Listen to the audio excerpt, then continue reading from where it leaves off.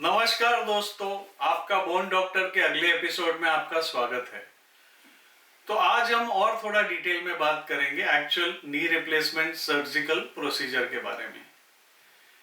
तो Indian statistics तो मैंने आपको बता दिए, कम से कम 14 करोड़ पेशेंट्स को आर्थराइटिस, सीवियर आर्थराइटिस इंडिया में है और कम से कम 4 करोड़ लोगों को नी रिप्लेसमेंट की ज़रूरत है। और ये आंकड़े बढ़ते जाएंगे जैसे लोग ज़्यादा जी रहे हैं, जैसे एज बढ़ रही है पॉपुलेशन की। तो किस पेशेंट को नी रिप्लेसमेंट की ज़रूरत है? तो अगर आपको आर्थराइटिस है कई सालों से और आपने सारे कंजर्वेटिव मेथड्स ट्राई कर लिए और दर्द नहीं जा रहा, या आपकी मोबिलिटी रिस्ट्रिक्ट हो गई, आप 10 बार सोचते हो कि आज मैं सीढ़ी उतर के नीचे जाऊं कि नहीं, आज मैं कोई फंक्शन में जाऊं कि नहीं, कि आधे रास्ते में मुझे वापस आ जाना पड़े। या तीसरी चीज़ है, बहुत डेंजरस चीज़ है, कि आप पेन किलर खा के काम चला रहे हो क्योंकि आप ऑपरेशन से डर रहे हो। तो इससे आपका किडनी परमानेंटली डैमेज हो सकता है। नी रिप्लेसमेंट सर्जरी अभी काफ़ी अच्छी इवॉल्व हो चुकी है और सक्सेस रेट नियरली 96% प्लस है। कोई भी सर्जरी में थोड़े मामूली कॉम्प्लिकेशंस हो सकते हैं, इसमें भी कभी कभार होते हैं, लेकिन जनरली रिजल्ट बहुत अच्छे हैं और आपका लाइफस्टाइल बिल्कुल चेंज हो जाता है। आप फिर से घूम फिर सकते हो, जितना चलना है चल सकते हो, सीढ़ी चढ़ उतर सकते हो। आजकल हाई फ्लेक्शन नी रिप्लेसमेंट आए हैं, जिसे कभी कभार आपको अगर ज़मीन पे बैठना है तो आप बैठ सकते हो।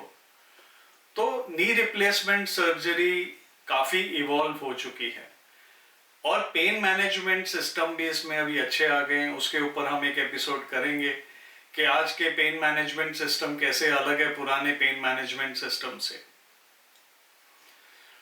तो बेसिकली नी रिप्लेसमेंट क्या है? कई पेशेंट आके पूछते हैं, क्या हमारा घुटना आप निकाल के फेंक दोगे और नया घुटना लगाओगे?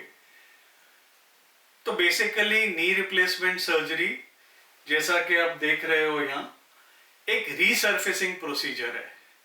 यहाँ देखिए आप, थाई बोन जो फीमर है उसके लोअर एंड में हम 8 से 9 मिलीमीटर बोन शेव करते हैं और मेटल का एक कैप लगा देते हैं।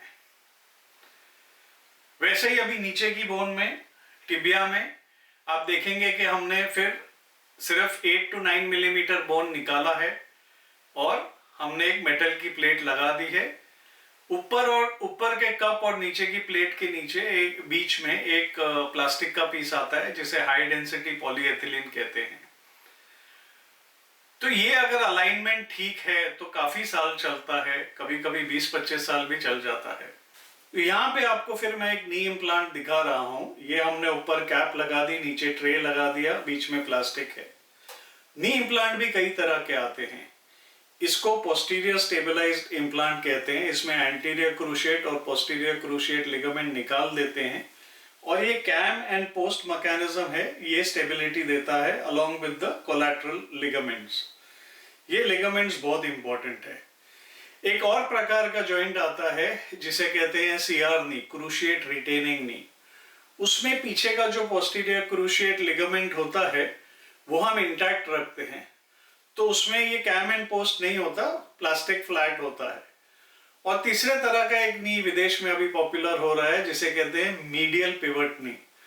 उसमें अंदर के हिस्से में डीप डिश होती है जिसमें नी सिर्फ रोल करता है और लैटरल साइड में फ्लैट होता है जिसमें नी आगे पीछे जा सकता है। इसके भी रिजल्ट्स अच्छे हैं। तो आपका डॉक्टर डिसाइड करेगा कि किस प्रकार का जॉइंट आप में डालना है।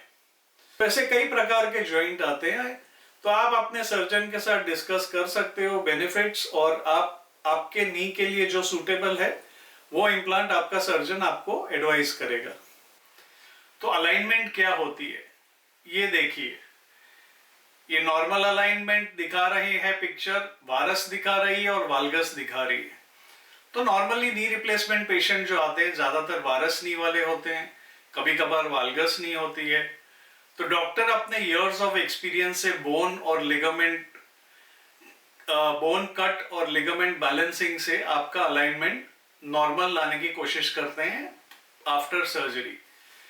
जितना आपका अलाइनमेंट बेटर है उतना आपका प्रोसेस लंबा चलता है। दूसरी चीज होती है, जब हम बोन कट करते हैं तो नी में गैप आ जाता है जिसे हम प्लास्टिक और टिबियल प्लेट से भरते हैं। तो नी स्ट्रेट और बेंड करने पे वो गैप सेम होना चाहिए और लिगामेंट टेंशनिंग परफेक्ट होनी चाहिए। तो यहाँ आपके डॉक्टर की कलाकारी काम आती है, जो सर्जिकली एक्सपर्ट होते हैं और आपको ये टेक्निक से परफेक्ट नी रिप्लेसमेंट देते हैं। अगर आपका अलाइनमेंट ठीक है और आपकी जॉइंट बैलेंसिंग ठीक है तो आपका घुटना 20-25 साल आराम से चल सकता है और फिर इसे अगर लूज हो तो रिवाइज किया जा सकता है या फिर से नया घुटना डाला जा सकता है। और ये अभी सबसे सक्सेसफुल ऑर्थोपेडिक सर्जरीज में से माना गया है। तो आप बिल्कुल घबराइए नहीं। अगर आपको जरूरत है नी रिप्लेसमेंट की तो आप बेफिक्र होकर करवाइए।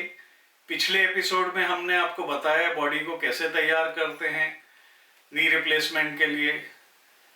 और नी रिप्लेसमेंट के बाद आजकल पेन मैनेजमेंट इतनी अच्छी है कि 3 या 4 दिन में आप घर चले जाते हो। 2-3 हफ्ते में आप बिल्कुल नियरली नॉर्मल हो जाते हो। मसल स्ट्रेंथनिंग घर में करना पड़ता है।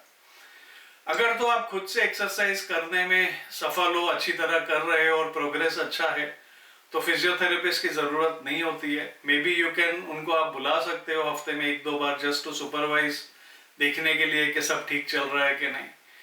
अगर आपको लगता है आपको मदद चाहिए तो 2 हफ्ते तक आप फिजियोथेरेपिस्ट को बुलाइए, उसमें कोई नुकसान नहीं है। मसल स्ट्रॉन्ग करनी है। अगर आप वीक मसल के साथ चलते रहे तो आपको गिरने का डर रहता है और फिर फ्रैक्चर का डर होता है।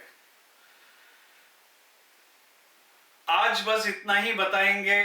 अगर आपको ये एपिसोड पसंद आया हो तो अपने फ्रेंड्स फैमिली के साथ शेयर करिए और सब्सक्राइब बटन दबाइए। आशा है कि आपको ये एपिसोड पसंद आया होगा। Thank you very much.